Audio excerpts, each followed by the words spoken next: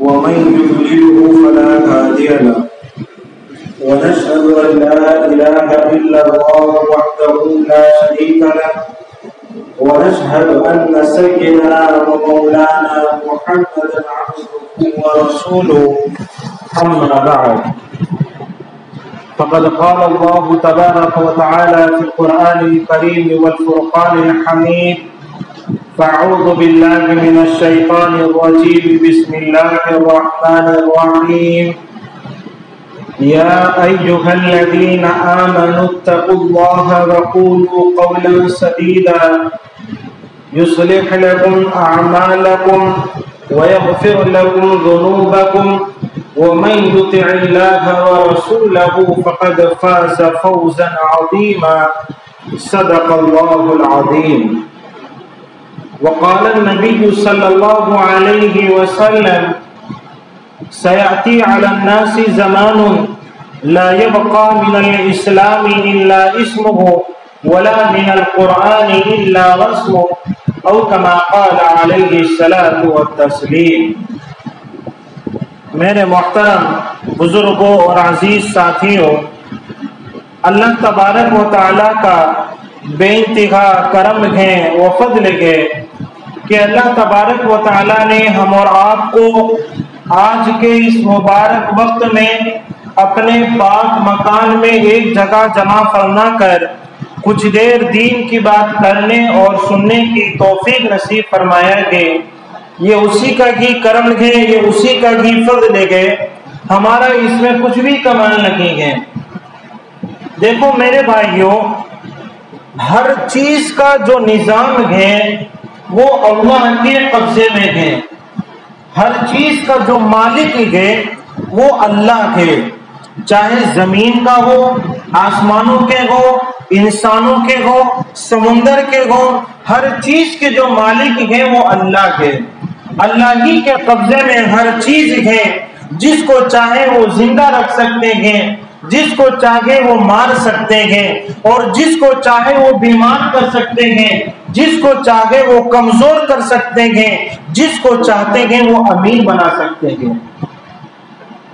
تو کہنے کا مقصد یہی ہے کہ آج کے حالات میں جیسا کہ تقریباً 3 سال سے یا 4 سال سے مسلمانوں کے جو حالات ہوتے ہوئے جا رہے ہیں، ایسے حالاتوں میں ہمیں کیا کرنا چاہیے؟ ایسے وقت میں کہ جس دور میں فتنے ہی فتنے ہو رہے ہوں، ایسے حالات میں کہ جبکہ مسلمانوں کے اور اسی طرح اسلام کے پیچھے دشمنان اسلام ہاتھ دھو کر کے پڑے ہوئے ہوں، ایسے وقت میں ایمان والے کو اور مسلمان کو کیا کرنا چاہیے؟ اور یہ سوال، یہ کوئسچن ہر ایک کے دماغ میں آتا ہے، ہر ایک کے ذہن میں یہ کوئسچن ضرور آتا ہے کہ آخر یہ حالات اتنے کیوں خراب ہو رہے ہیں؟ آخر یہ انڈیا، یہ ہندوستان ایک جمہوری ملک ہے. اس ملک میں ہر مذہب والے کو یہ آزادی ملتی ہے کہ وہ اپنے اپنے قانون کے دائرے میں رہتے ہوئے اپنے اپنے مذہب کا کام وہ کھل کر کے آسانی کے ساتھ وہ کر سکتے ہیں.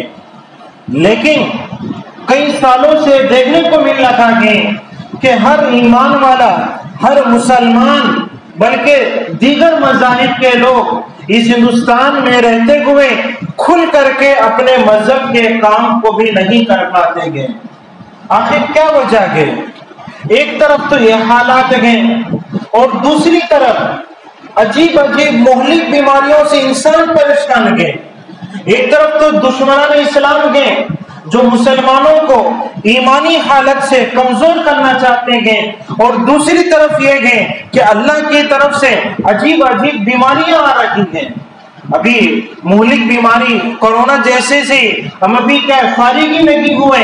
عجیب عجیب بیماریاں آج دیکھو، گھر گھر بخار آیا ہوا ہے، گھر گھر کسی کو ملیریا ہو رکھا ہے، کسی کو ڈینگو ہو رکھا ہے، عجیب عجیب بیماریاں ہو رکھی ہے. آخر کیا وجہ ہے؟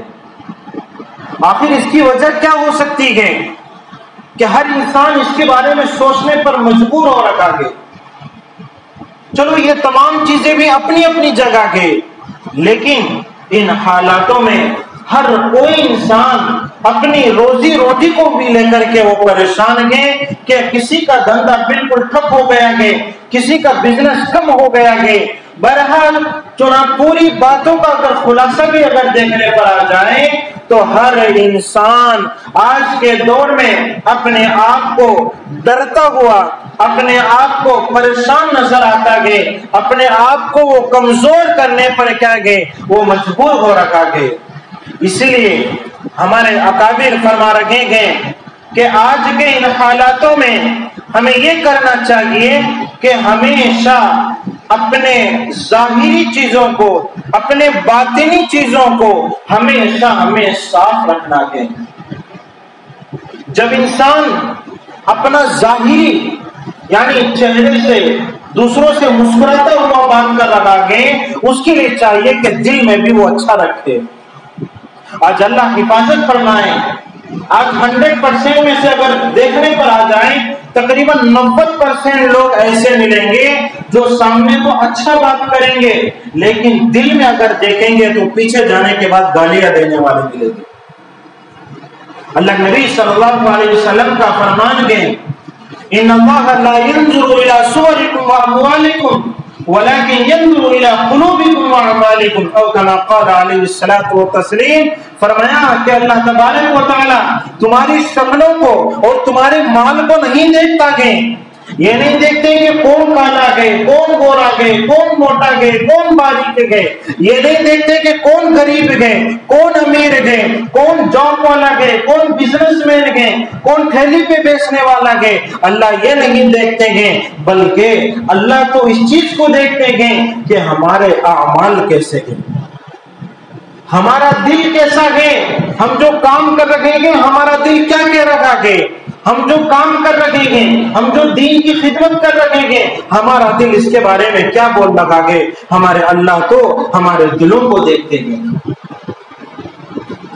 اسی لیے قرآن بھی اسی چیز کو کہہ رہا ہے کہ دنیا کے اندر فسادات تبھی ہوتے ہیں جب اس زمین پر گناہ عام ہو جاتا ہے، جب اس زمین پر گناہ عام ہو جاتے ہیں تو فرمایا اللہ کی طرف سے عذابات بھی عام ہو جاتے ہیں۔ آج اگر ہم اس چیز کو دیکھنے پر آئیں گے، جگہ جگہ جھوٹ بالکل عام ہو چکا ہے۔ آج ہر انسان جھوٹ بولتا ہوا جا رہا ہے، اور جھوٹ بولنے کے بعد بھی اس کو احساس نہیں کہ میں جھوٹ بھی بولتا ہوں، جھوٹ پہ جھوٹ بول رہا ہے، لیکن اس کو دل میں ذرا سا بھی ڈر نہیں کہ میں جھوٹ بول رہا ہوں، بلکہ اپنے آپ کو بچانے کے لیے وہ تو معمولی چیز ہے، وہ تو چلتا ہی رہتا ہے۔ حالانکہ جب کوئی آدمی جھوٹ بولتا ہے، زبان سے جھوٹ کی بات نکالتا ہے، تو فرشتے کئی میل دور بھاگ جاتے ہیں۔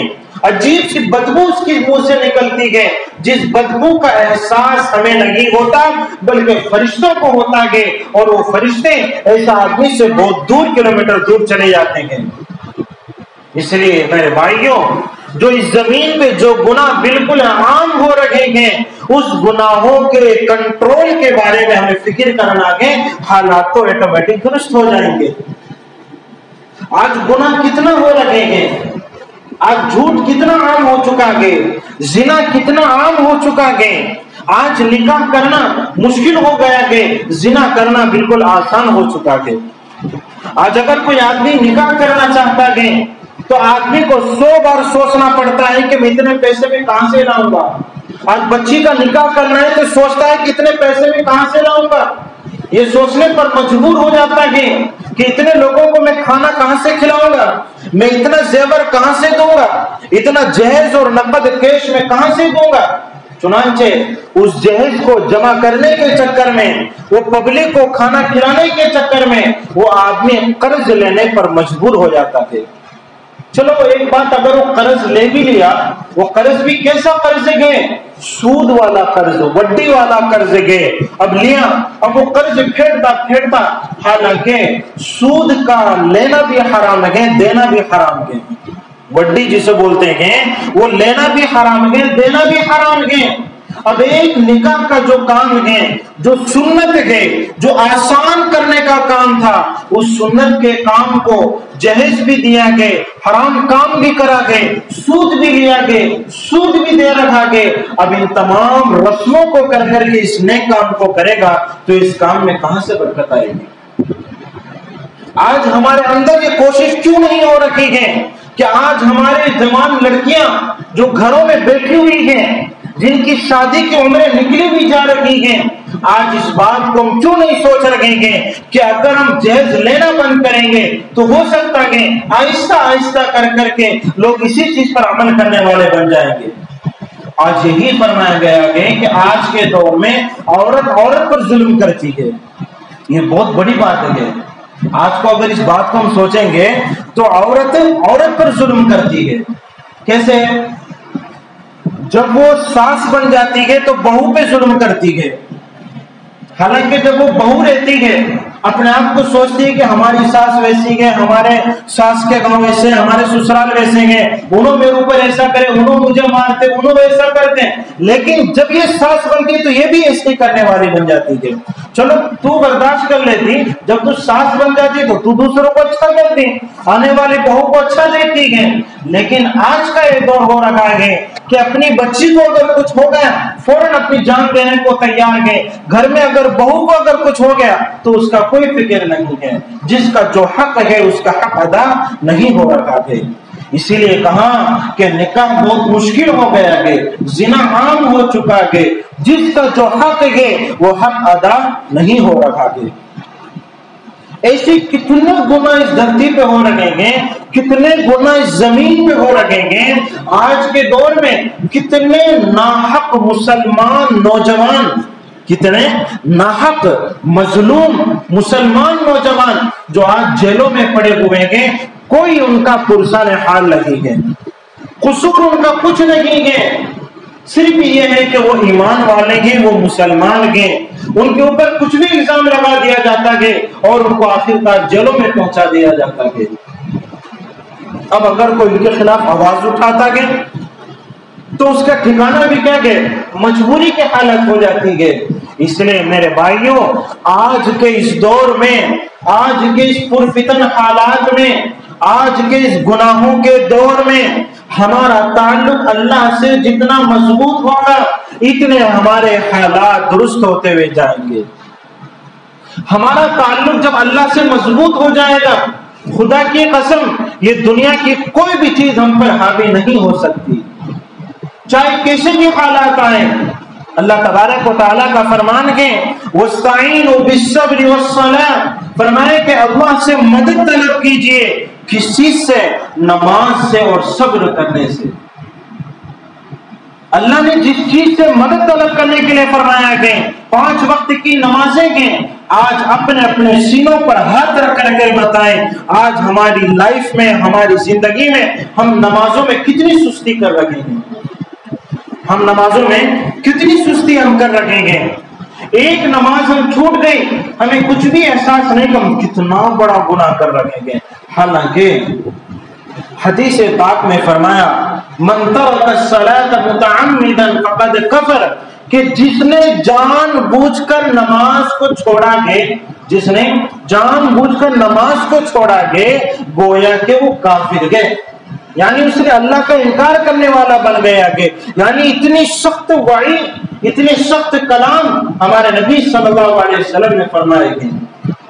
تو اس لیے میرے بھائیوں، آج کے اس پرفتن دور میں، آج کے اس پرفتن حالات میں جو ہر اعتبار سے چاروں طرف سے ایمان والوں کو گھیرے ہوئے ہیں، ایک طرف حکومت کے اعتبار سے پریشان ہیں، ایک طرف بیماری کے اعتبار سے پریشان ہیں، اور ایک طرف روزی کے اعتبار سے پریشان ہیں، ایسے حالات میں ہمیں زیادہ سے زیادہ ہمیں اللہ کی عبادتوں کو ہمیں کرنا ہے، پابندی کے ساتھ کرنا ہے. ہماری طرف سے پوری کوشش ہو کہ اللہ کے احکام میں کبھی کمی نہیں آنا چاہیے. اور چاہے آپ اس بات کو لکھ کر کے رکھ لیجئے، جب تک ہم اللہ کے احکام کو پورے کرنے والے نہیں بنیں گے جب تک یہ حالات بھی درست نہیں ہوں گے. یہ حقیقت بات ہے. حالات کا تعلق اعمال سے ہے. حالات کا تعلق ہمارے اعمال سے ہے. جب ہمارے اعمال درست ہو جائیں گے تو حالات آٹومیٹک اچھے ہو جائیں گے. اور جب اس زمین پر گناہ عام ہو جائے گا تو اللہ کا عذاب بھی عام ہو جاتا ہے. اس لیے آج سے پہلے جتنی بھی قومیں گزری گئے ہر ایک کے بارے میں ہم سنتے گئے. فرعون کی قوم گئے, قوم موسیٰ گئے, عیسیٰ علیہ السلام کی گئے, قوم عاد گئے. جو بھی قوم گزری گئے اس قوم نے اس زمین پر گناہ کو عام کیا تو اللہ کا عذاب آ گیا. قوم عاد گئے, قوم سمود گئے, انہوں نے اپنے وقت کے نبی کو جھٹلایا. اللہ کے سامنے دھرتی کے لیے انہوں نے ہٹ درمی کی گئے. ہمارے نبی کے سامنے اپنے وقت کے جو نبی تھے اپنے نبی کے سامنے انہوں نے ہٹ درمی کی, ان کا کہنا نہیں مانا, گناہ کو عام کر دیا تو اللہ کا عذاب بھی عام ہو گیا. اللہ کا عذاب بھی عام ہو گیا. تو قوم عاد اور قوم سمود اتنی طاقتور قوم تھی کہ قرآن جس کی مثال دے رکھا گئے ان کی لمبائی ایسی تھی جیسے کھجور کا درخت ہو. جیسے ہمارے یہاں ناریل کا درخت ہے, ناریل جھاڑ جس کو بولتے گئے, کتنا لمبا رہتا گئے. قوم عاد جو گئے وہ اس زمانے کے لوگ اتنے لمبے اور طاقتور ہوا کرتے تھے. اللہ نے ان کو اتنی طاقت دے رکھی تھی, اتنی طاقت دے رکھی تھی کہ پہاڑوں کو انگلیوں سے کھرچ کر کے وہ اپنا مکان بنا لیتے تھے. جیسے پہاڑ ہے نا, پہاڑ کتنے خطرناک بڑے بڑے پتھر رہتے, پہاڑوں کو انگلیوں سے وہ کھرچ کر کے اپنا وہ گھر تیار کر لیتے تھے اندر. تو سوچو ان کے ہاتھوں میں ان میں کتنی طاقت ہوگی, کیسے طاقتور قوم ہوگی کہ جو پہاڑوں کو ہاتھوں سے کھرچ کر کے اپنا مکان وہ تیار کر لیتے تھے. تو یاد رکھیے اللہ کے سامنے کوئی چیز کام نہیں آتی ہے. ان اللہ علی کل شیء قدیر, اللہ تو ہر چیز پر قدرت رکھنے والے ہیں. جب اللہ کسی چیز کو پکڑ کرنے پر آتے ہیں تو اس کے فرمایا کہ کوئی بھی اللہ کی پکڑ سے نہیں بچ سکتا. تو کہنے کا مقصد یہی ہے کہ آج کے اس حالات میں ہمیں اپنے آپ کو یہ سوچ کر کے چلنا ہے کہ ہمارے گھروں میں پردے کا ماحول ہو جائے, ہمارے گھروں میں دین کا ماحول ہو جائے, ہمارے گھروں میں نماز کا ماحول ہو جائے, ہمارے گھروں میں دینداری کا ماحول ہو جائے, اور ہمارے گھروں سے یہ رسم رواج ختم ہو جائے, ہمارے گھروں سے یہ آنکھوں کا زنا, یہ کانوں کا زنا, یہ زبان کا زنا, یہ ہر چیز ختم ہو جائے. انشاءاللہ اللہ کی ذات سے امید ہے آج بھی یہ حالات درست ہو جائیں گے. ہمارے استاد حضرت مفتی سعید صاحب رحمت اللہ علیہ جو دارالعلوم دیوبند کے بہت بڑے شیخ الحدیث ہیں, حضرت فرمایا کرتے تھے کہ آج کے دور میں اگر مسلمان اللہ کے نبی صلی اللہ علیہ وسلم کی سنتوں کو زندہ کر لیں, ہمارے نبی صلی اللہ علیہ وسلم کی سنتوں کا اگر وہ زندہ کر لے, فرمایا کسی بھی دشمنان اسلام کی ہمت نہیں ہے کہ کسی ایمان والے کو پریشان کرے. پھر حضرت فرمایا کرتے تھے کہ اگر ان سنتوں میں سے 2 سنت کی وہ پابندی کر لے, کون سی 2 سنتوں کی اگر وہ پابندی کر لیں, کسی کی ہمت نہیں کہ ایمان والے کے سامنے آنکھ اٹھا کر کے دیکھے. سب سے پہلی جو سنت ہے وہ کہ ٹوپی والی سنت ہے. ہر ایمان والے کے لیے چاہیے کہ وہ اللہ کے گھر میں رکھیں, اپنے گھر میں رکھیں, بازار میں رکھیں, کوشش پوری یہ رکھیں کہ ہمارے سر سے ٹوپی نہ نکلے. اللہ نے اس ٹوپی میں اتنی برکت رکھی ہے کہ اس ٹوپی کے صدقے سے انسان کتنے گناہوں سے محفوظ ہو جاتا ہے. اس ٹوپی کی برکت سے انسان بڑے بڑے گناہوں سے محفوظ ہو جاتا ہے. اور دوسری سنت یہ بتائی کہ ہر انسان ہمارے نبی صلی اللہ علیہ وسلم کی سنت داڑھی مبارک کو کیا زندہ رکھنے والا وہ بن جائے. یہ داڑھی مبارک حضرت آدم علیہ السلام سے لے کر کے اللہ کے نبی صلی اللہ علیہ وسلم کے دور تک جتنے بھی حضرات انبیاء علیہ السلام دنیا میں تشریف لائے گئے, ہر ایک کی سنت ہے, ہر ایک کی سنت ہے. آج اگر ہم اس داڑھی مبارک کو نکال رکھیں گے تو سمجھ جائیں کہ اس دنیا میں جتنے بھی انبیاء علیہ السلام آئیں گے ان کی سنت کے خلاف ہم کام کرنے والے ہیں. یہ اللہ کی منشا ہے, یہ ایسا گناہ ہے کہ 24 گھنٹے اس کو گناہ لکھا جاتا ہے. ایسے شخص کو فاسق کہا جاتا ہے. اگر ایسا شخص نماز بھی پڑھائے گا تو اس کی نماز بھی کیا قبول نہیں ہوگی. اس کی نماز میں بھی ثواب میں کمی آ جائے گی. تو حضرت فرمایا کرتے تھے کہ آج کے دور میں ٹوپی اور داڑھی کی اگر اس سنت کو اگر زندہ کر لے گا، خدا کی قسم چاہے وہ جرنی میں رکھو، چاہے وہ سفر میں رکھے، چاہے وہ گھر میں رکھے، کسی کی ہمت نہیں کہ ایمان والے کے سامنے آنکھ اٹھا کر کے وہ دیکھے. آپ کو میں مثال دے کر کے میں سمجھاتا ہوں. دیکھو سکھوں کی قوم گئے، سکھ گئے، حالانکہ انڈیا کے اعتبار سے اگر دیکھا جائے تو بہت کم پرسنٹیج ہے ان کی، مشکل سے 4% یا 5 کے اندر ہی ہے، بہت کم ہے ان کی. لیکن حالانکہ ان کا مذہب بھی غلط ہے، حقیقت میں اگر دیکھا جائے تو ان کا مذہب غلط ہے، اس کے باوجود وہ اپنے آپ پر اتنے پابند ہیں، اپنے آپ پر اتنے وہ پابند ہیں. ان کے مذہب میں پگڑی باندھنی چاہیے، ہر آدمی آپ کو پگڑی باندھتا ہوا ملے گا، چاہے سڑی گرمی رکھے، مئی جون کا مہینہ گئے، پسینہ ٹپ کر رکھا گے، اس کے سر سے وہ پگڑی نہیں نکلے گی. گھر میں رہو، سفر میں رہو، کہیں بھی رکھے، اس کی سر سے وہ پگڑی نہیں نکلتی ہے. کیوں؟ اسے معلوم ہے کہ اس کی وہ پگڑی اس کے مذہب کا وہ شعار ہے. وہ جانتا ہے کہ اس کی پگڑی میرے مذہب کا شعار ہے، اگر اس پگڑی کو نکالے گا تو اس کے مذہب کی بے حرمتی ہے. جب ایک غیر قوم اپنے مذہب کی اتنی پابندی کر رکھا ہے تو اللہ نے ان کے اندر اتنی طاقت دے رکھی ہے. آج اتنی سی قوم پورے انڈیا کو ہلا کر کے رکھی ہوئی ہے. آج ہلائی ہوئی کہ نہیں ہلائی ہوئی ہے؟ آج کسانوں کا جو دھرنا جو چل رہا ہے اس میں کون ہے زیادہ؟ اس میں تو زیادہ سکھی لوگ بیٹھے ہوئے ہیں. آج یہی لوگ ہیں جن کے اندر اتنی پاور کہاں سے آئی ہے؟ یہ پابندی کی وجہ سے آئی ہے، یہ استقامت اور پابندی کی وجہ سے آئی ہے. اور یہی نہیں، ان لوگوں کو اجازت ہے کہ وہ تلوار بھی کیا سر میں لگا کر کے وہ لوگ گھومتے ہیں. ہم میں سے کوئی لگا کر کے گھوم کے دکھاؤ، اگلے دن پتا چلے گا کہ کیا ہے کہ صاحب جیل میں جا کر کے بیٹھ گئے اندر. یہ طاقت ہوتی ہے. ہمارے نبی صلی اللہ علیہ وسلم کی سنتوں میں اللہ نے عجیب برکت رکھی ہے، ہر اعتبار سے برکت رکھی ہے. اگر کوئی غیر بھی اپناتا ہے تو اس کی برکت اس کو بھی ملتی ہے، اس کا رزلٹ اس کو بھی ملتا ہے. سنتوں میں اتنی برکت ہے. آج کے دور میں بڑے بڑے سائنسدان، بڑے بڑے جو ریسرچ مین ہیں، اس بات کو ماننے پر مجبور ہو رہے ہیں کہ اگر ہمارے اندر کامیابی ہے تو سنتوں میں کامیابی ہے. نبی کی سنتوں کو ہم زندہ کریں گے تو ہمارے اندر کامیابی ہے. آج یہی وجہ ہے کہ اگر ہم جرنی کو اگر ہم کر رہے ہیں، مثال کے طور پر ٹرین میں سفر کر رہے ہیں، ایک ڈبے میں اگر 10 مسلمان بھی بیٹھے ہوئے ہیں، ہمیں معلوم نہیں ہوتا کہ کتنے مسلمان ہیں کتنے غیر ہیں. آج ہمارا رہنا، ہمارا سہنا، ہمارا کھانا، ہمارا پینا، ہمارا اٹھنا، ہمارا کمانا، ہر چیز اللہ کے طریقے کو چھوڑ کر کے ایک غیر کا طریقہ ہمارا ہو چکا ہے. ہم یہ سوچتے ہیں کہ اگر اللہ کے طریقے کو ہم اپنائیں گے تو ہمیں کچھ نہیں ملے گا، حالانکہ یہ یقین، یہ طریقہ بالکل غلط ہے. اللہ کا صاف فرمان ہے، اس دنیا کے اندر جتنے بھی جاندار ہیں، رینگنے والے، چلنے والے، اڑنے والے، انسان ہو، درندے ہو، چرندے ہو، پرندے، کتنے بھی جانور ہو، ہر ایک کا رزق کا مالک اللہ ہے. تھوڑا سوچ کر کے دیکھو کہ اس دنیا میں جتنے بھی جانور ہیں، سمندر میں بھی ہے، زمین پہ بھی، ہر ایک ہے، لیکن کماتا کون ہے؟ کماتا کون ہے؟ صرف انسان کما رہا ہے.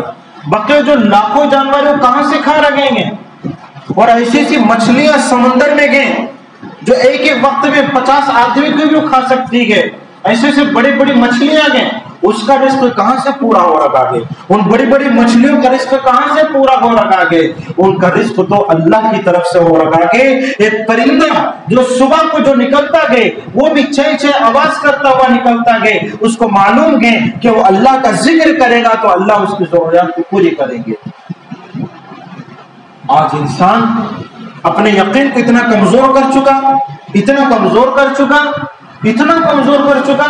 کہ اللہ کے احکام کو توڑنا اس کے لیے آسان ہو گیا ہے، ایک غیر کے کام کو چھوڑنا اس کے لیے مشکل ہو گیا ہے.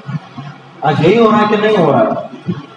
آج کتنے نوجوان جو ہمارے سامنے باتیں ہوتی رہتی ہے صاف کہتے ہیں کہ حضرت فلاں جگہ جاب کرنا ہے، وہ شرط ہے وہ رکھیں گے تبھی ہمیں ملے گا ورنہ نہیں ملے گا. اگر وہاں نوکری نہیں ملے گی تو ہماری روزی کا کیا ہوگا؟ آج یہ یقین ہمارے دلوں میں بیٹھ گیا تو حالات بھی ویسے ہی ہو گئے، کیونکہ ہمارے نبی صلی اللہ علیہ وسلم کا فرمان ہے، یہ حدیث قدسی، یعنی اللہ تبارک و تعالیٰ فرما رہے ہیں انا عند ظن عبدی، کہ اللہ تبارک و تعالیٰ بندوں کے گمان کے مطابق ہے. انسان جیسے گمان کرتا گئے اللہ کے فیصلے ویسے ہو جاتے گئے.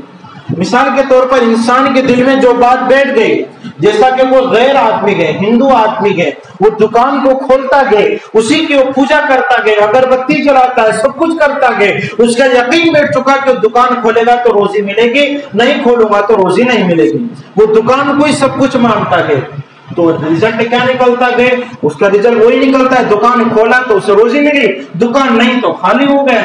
لیکن ایک ایمان والے کا یقین ہے کہ روزی دینے والا اللہ ہے، روزی دینے والا اللہ ہے.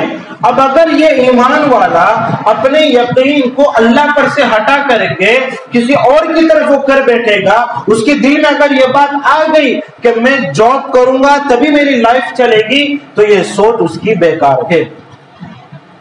زندگی میں کوئی ضروری نہیں کہ آدمی جاب کرے تبھی اس کا جینا اچھا ہو. کتنے بڑے بڑے بزنس مین ایسے ہیں جو ان سے اچھی لائف جی رہے ہیں، کتنے بڑے بڑے بزنس مین ایسے ہیں جو جاب ہونے سے خوشحال زندگی گزار رہے ہیں. بلکہ ہمارے اکابر یہی زیادہ پسند کرتے ہیں کہ انسان اپنا خود کا بزنس کرے، اپنا خود کا بزنس کریں، اسی میں زیادہ منافع دے. اس لیے ہمیشہ اپنی لائف میں یہ پوری کوشش کرنی چاہیے کہ ہماری زندگی سے گناہ بالکل ختم ہو جائے. ہماری زندگی میں ہمارے نبی صلی اللہ علیہ وسلم کی سنتوں کو زندہ کرنے والے بن جائیں. جب ہم ہمارے نبی کی سنتوں کو زندہ کریں گے تو انشاءاللہ اللہ کی ذات سے پوری امید ہے کہ اللہ تبارک و تعالیٰ اس سنتوں کی برکت سے ہمیں اللہ دنیا میں بھی کامیاب کریں گے، اور آخرت کی جو لائف لانگ جو زندگی ہے اللہ اس میں بھی کامیاب کریں گے. ورنہ میرے بھائیوں، اب تک کے جو حالات خراب ہو رہے ہیں وہ ہمارے سامنے ہیں، لیکن آئندہ کے جو حالات ہو رہے ہیں وہ اس سے بھی خطرناک ہوتے ہوئے نظر آ رہے ہیں. اس لیے ابھی سے کی جو دعائیں مسنونہ، صبح کے پڑھنے کی جو دعائیں گئے، شام کو پڑھنے کی جو دعائیں گئے، کھانے کی دعائیں گئے، سونے کی دعائیں گئے، مسجد میں آنے کی جو دعائیں گئے، ان دعاؤں کا ہمیں اہتمام کرنا گئے. روزانہ صبح سورہ یاسین ضرور پڑھنا گئے، سورہ یاسین شریف ضرور پڑھنا گئے. سورہ یاسین جب کوئی بندہ پڑھتا گئے، صبح کو پڑھے گا، اللہ پورے دن کے لیے اس کو آفات سے، بلاؤں سے، مصیبتوں سے، پریشانیوں سے اللہ اس کو محفوظ کرتے گئے اور اس کی غیبی مدد کرتے گئے. اللہ اس کی غیبی مدد کرتے ہیں، اس کی ضرورت کو اللہ پوری کرتے ہیں. تو اب سے ہمیں کیا کرنا ہے؟ روزانہ صبح کے ٹائم پہ سورہ یاسین پڑھنا ہے. پڑھیں گے انشاءاللہ. جس کو عربی میں آتی ہو عربی میں پڑھو، جس کو تیلگو میں آتا ہو تیلگو میں ضرور پڑھو، یا جس کو پڑھنا ہی نہیں آتا کم از کم کیا کہ گھر میں اس کو چلا کے تو رکھو. سورہ یاسین چلا کر کے اس کو ایسے ہی چھوڑنا نہیں، 5-10 منٹ میں پوری ہو جائے گی، اس کو بیٹھ کر کے غور سے سنو. قرآن کا پڑھنا بھی ثواب ہے، قرآن کا سننا بھی ثواب ہے. سورہ یاسین ہمیں پابندی سے پڑھنا ہے صبح کو، اور روزانہ مغرب کے بعد سورہ واقعہ جو بسپر 7ویں پارے میں گئے، سورہ واقعہ یہ بھی بہت چھوٹی سورت ہے، 3-3.5 صفحے کی سورت ہے، اس کو مغرب کی نماز کے بعد پڑھنا گئے. اس سے بڑا فائدہ کیا ہوگا؟ ہماری روزی میں کبھی بھی کمی نہیں آئے گی. دیکھو کتنی بڑی بات ہے. ہم روزی کو لے کر کے پریشانی نہیں ہے.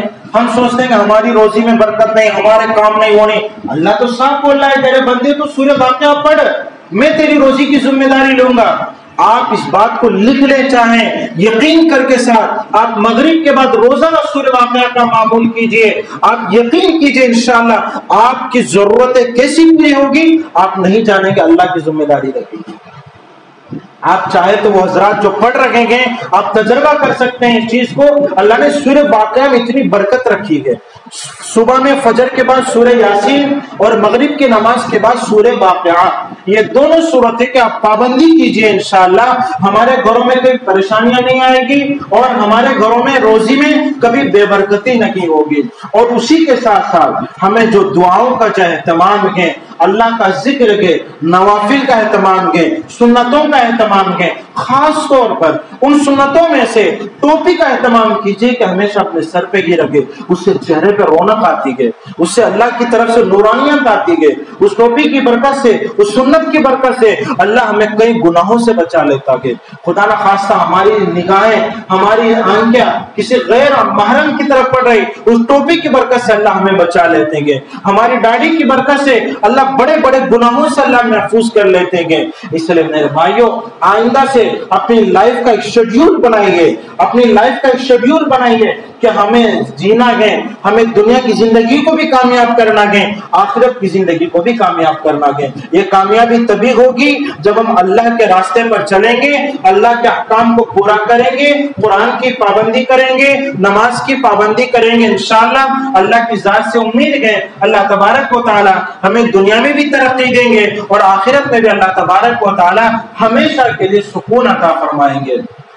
اس لیے اللہ تبارک و تعالیٰ سے دعا کریں، اللہ تبارک و تعالیٰ ہم اور آپ کو کہنے اور سننے سے زیادہ عمل کی توفیق عطا فرمائے، اور خاص طور پر ہمارے نبی صلی اللہ علیہ وسلم کی سنتوں کو زندہ کرنے کی توفیق عطا فرمائے۔ وآخر دعوانا الحمدللہ۔